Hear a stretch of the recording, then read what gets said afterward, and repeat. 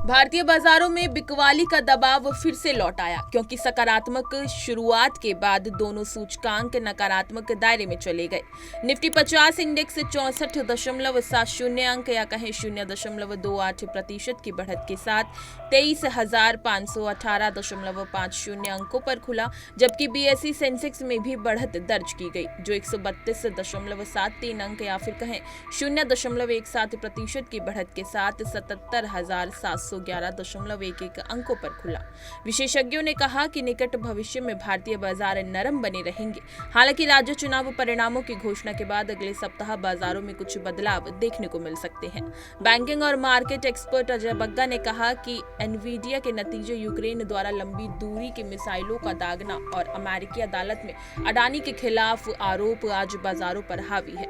आज सुबह एशियाई बाजार नरम है। हमें उम्मीद है कि आज के कारोबार में भारतीय बाजार भी नरम रहेंगे। शनिवार को राज्य चुनाव के नतीजे आने के साथ और सत्तारूढ़ गठबंधन जीतता है तो कुछ समर्थन मिलेगा। निफ्टी 50 सूची में अडानी एंटरप्राइजेज और अडानी पोर्ट्स शीर्ष हारने वालों के रूप में खुले। दोनों सूचकांक लगभग 10% की गिरावट के साथ निचले सर्किट पर पहुंच गए। अडानी ग्रीन के शेयर भी निचले स्तर में खुले।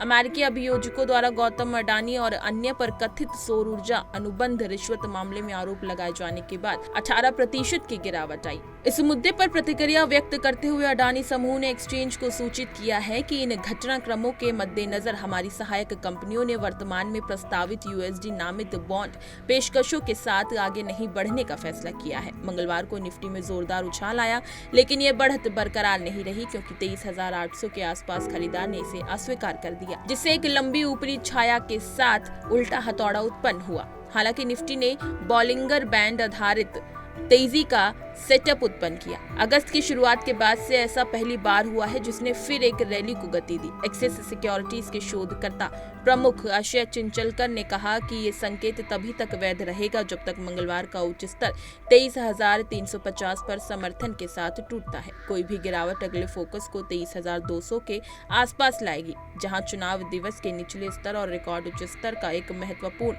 फिबोनाची अनुपात निहित है। गुरुवार को अन्य एशियाई बाजारों में अधिकांश प्रमुख बाजारों में बिकवाली का दबाव देखा गया। जापान की निक्केई 225 सूचकांक में 0.84% की मामूली गिरावट आई और हांगकांग के हैंगसेंग सूचकांक में भी 0.19% की गिरावट आई। इस रिपोर्ट को दाखिल करने के समय दक्षिण कोरिया और जाकार्ता कंपोजिट के बाजारों में मामूली बढ़त दर्ज की गई। बुधवार को अमेरिकी बाजार लगभग सपाट बंद हुए क्योंकि S&P 500 सूचकांक और नेस्डेक सूचकांक दोनों स्थिर रहे। इसी तरह की तमाम खबरें और बिजनेस से जुड़ी लेटेस्ट अपडेट्स के लिए बने रहिए हमारे साथ और देखते रहिए punjabkesari.com।